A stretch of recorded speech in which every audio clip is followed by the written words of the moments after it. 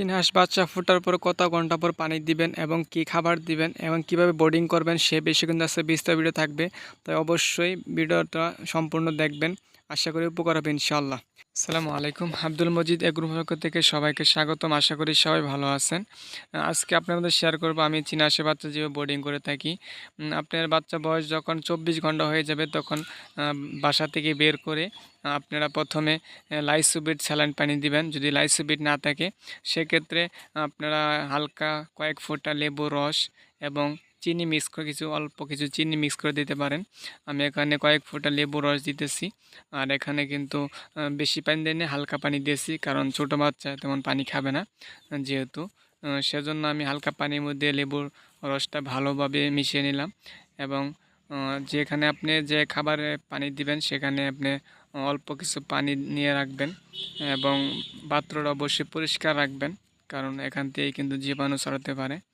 আর যেহেতু ছোট বাচ্চা এগুলো মানে একদমই কোনো খাবার খায় পানি খায় সেক্ষেত্রে এগুলো কিন্তু খাবারটা আমি শিখিয়ে দিতেছি, পানি যেভাবে খাওয়াই দিতেছি, কারণ সবগুলা যদি আমি ধরে ধরে খাওয়াই দিই পানিটা কিন্তু ওদের পুরা পেটের ভিতরে যাবে।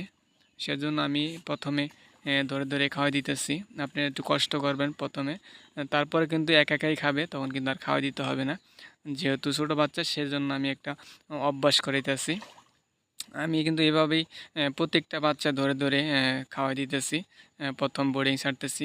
আর যেখানে বোর্ডিং করবেন আপনারা নিচে কিন্তু আপনার পাটের সালা বলেন বা পেপার বলেন বা ধানের চিটা বলেন, যেটাই দেন সমস্যা নেই, একটা দিলেই হলো। আমি এখানে পেপার দিয়েছি, যেহেতু এখন গরমের দিন, গরম তাপমাত্রা, সেক্ষেত্রে আমি বাইরেই রেখেছি, কোনো উপরে কোনো লাল বাল্ব দিই নাই। যদি তাপমাত্রা কম থাকে, শীত থাকে, সেক্ষেত্রে কিন্তু লাল বাল্ব দিতে হয়।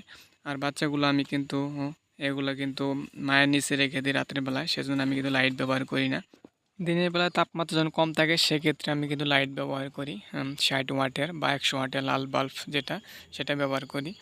আর আমি খাবার হিসাবে কিন্তু এদেরকে প্রথমে যে খাবারটা দিই সেটা হলো যে জিরো ফিড বলে বা স্টার্টার ফিড বলে। এটা কিন্তু ব্রয়লার স্টার্টার ফিড, মানে একদম জোড়া খাবার যেটা, এটা কিন্তু শুকনাই সিটে দিব, কারণ এগুলো সিটে দিলে পারে কিন্তু ওরা চতুর সাইডে খাবারগুলো থাকবে এবং দেখে দেখে ঠুরকাট করে খেতে পারবে।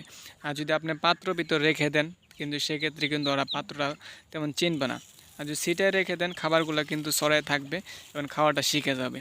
তারপরে একটু বড় হলে আপনারা পাত্র দিতে পারবেন, যেহেতু ছোটো বাচ্চা একদিনের বাচ্চা, সেক্ষেত্রে আমি সিটে দিতেছি। আপনি দেখতে পারবেন বাচ্চাগুলো কিন্তু আস্তে আস্তে খাওয়া শিখে যাবে। একদিনের বাচ্চা কিন্তু তেমন খাবে না, হালকা একটু খাবে। এগুলো খাওয়ার পর কিন্তু আমি আবার এগুলো কিন্তু মায়ের নিচে রেখে দিব, কারণ যেহেতু এটা ছোটো বাচ্চা আমি লাল বাল্ব দিতেছি না, সেক্ষেত্রে মায়ের নিচে রেখে দিলে পারে ওরা কিন্তু তাপটা পাবে। সেক্ষেত্রে আপনি বাড়তি ওদের লাইট খরচ করতে হবে না। এই দেখতে পারতেছেন অনেকটা কিন্তু খাওয়া শিখে গেতেছে, দেখতেছেন টুরকে টুকে কিন্তু কিছু কিছু খাইতেছে, মানে একদমই হালকা খাবে।